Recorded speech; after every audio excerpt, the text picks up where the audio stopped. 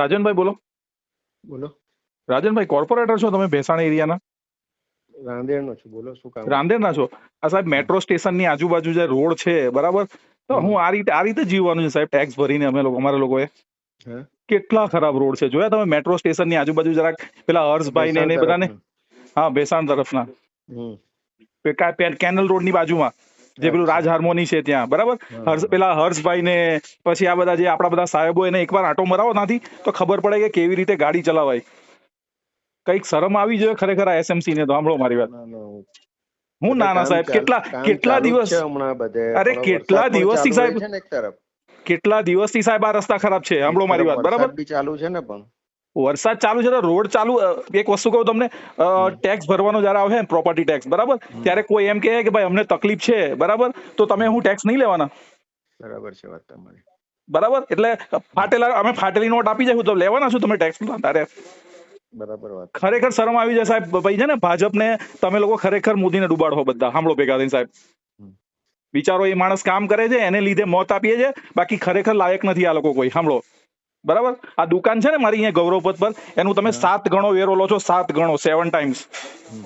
Bank છે મારી બરાબર, બેંકની મેં બેંકમાં ભાડે દુકાન આપેલી છે બરાબર બરાબર. આટલા બધા ટેક્સ ભરીને પછી આવા જ રસ્તા પર જો ચાલવાનું હોય અમારે તો ખરેખર shame on you, very shame on you. સમજી ગયા?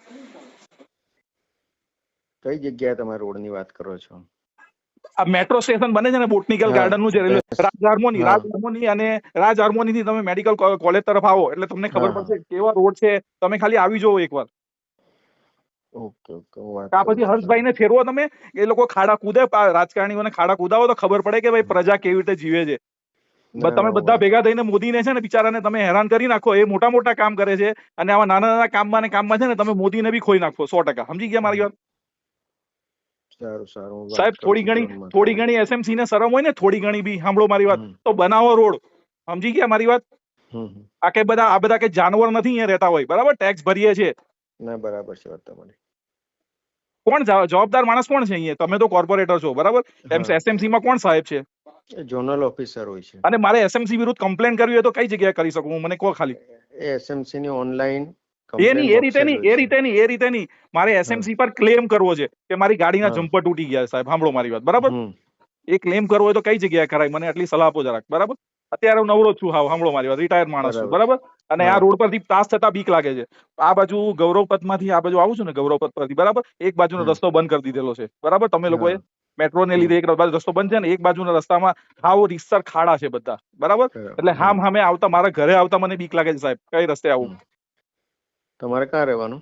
મારે ઉગત ભેસાણ રોડ પર ગ્લોબલ રેસિડેન્સીમાં. અચ્છા. ખરેખર સાહેબ શરમ આવે ખરેખર. આટલા દિવસ પછી બી તમને, અને એની આગળ કેનલ રોડ થી આગળ જાવ ને તો પેલું કયું આવે છે, બોટનિકલ ગાર્ડન ની પહેલાનો રસ્તો છે, ડાયવર્ઝન આપેલું છે, એક બાજુનો રસ્તો બંધ કર્યો છે બરાબર. ત્યાં આગળ બી સાહેબ એકવાર પસાર થઈ જાઓ એટલે હું સાચું બોલું છે કે ખોટું બોલવું તમને ખબર પડે. કદાચ તમે પસાર તો થયા જ હશો પણ તમે મારી આગળ અજાણ્યા બનતા હશો. સમજી ગયા? ના એવું નથી સાહેબ. એવું નહીં હોય ને તો આટલા બધા માણસો, તમે ખાલી ઉભા રહો, 10 મિનિટ ઉભા રહો, કેટલી ગાડી નાથી પસાર થાય છે ને કઈ રીતે પસાર થાય છે. હું કાલે વાત કરું છું ચાલો બરાબર. અને આટલી મહેરબાની કરાવો, કારણ કે અહીંયા માણસો રહે છે, જનાવર નથી રહેતા સાહેબ. આમાં માણસો રહે છે અહીંયા. સાંભળો, અત્યારે તો એવું જ લાગે છે કે આ લોકોને એમ જ છે કે ભાઈ મત આપી દીધા, 5 વર્ષ પતી ગયા એટલે 5 વર્ષ સુધી કોઈ જોડાણ નથી. મારી સોસાયટી માંથી બધા વોટ નોટામાં અપાવી. સાંભળો, એક વોટ નોટામાં જ હે બરાબર. આ રીતે, કારણ કે અમે કોંગ્રેસને મત નહીં આપી શકીએ પણ ભાજપને બી નહીં આપી. હું યાદ રાખજો. બરાબર છે. કારણ કે થોડી બરાબર. હા, મહેરબાની તમારી સાથે વાત કરો તો બરાબર. ના એમાં શું છે તમારી. હા.